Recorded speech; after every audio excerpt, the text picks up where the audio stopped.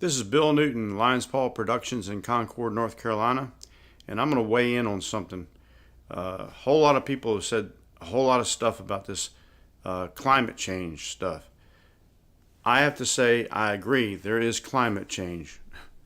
Anybody that's got a brain in their head and can have eyes in their head and half an ounce of sense can see the evening news, the morning news, listen to your radio, and you'll find that the thing called the weatherman and the weather forecast tells you that the climate changes.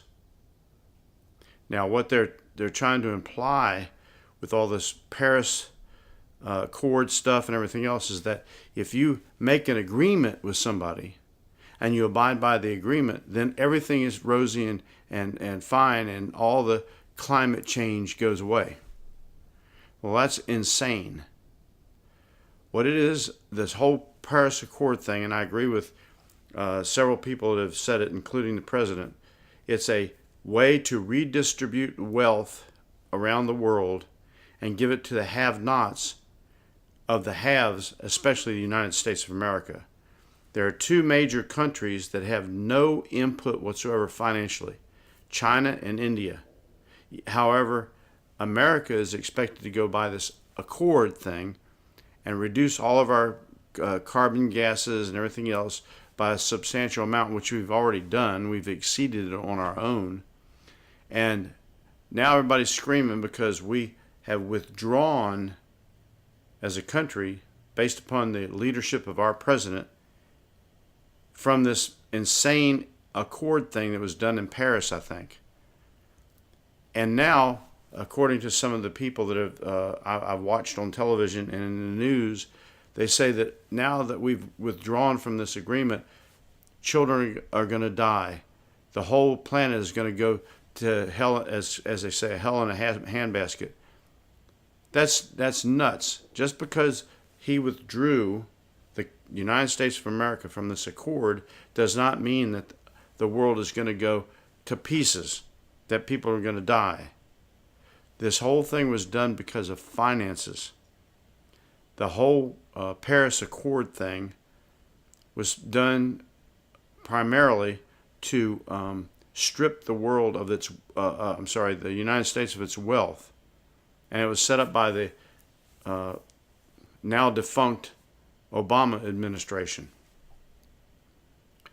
Now, I'm telling you that Donald Trump, of all of his faults and everything else, did not cause death of anyone, nor did he set up the whole world for a final collapse into oblivion, because the United States of America is not going to shell out any more billions and trillions of dollars to these people that really hate our guts anyway. And some of the people in this the NATO that we've helped for years and years and years are now stabbing us in the back.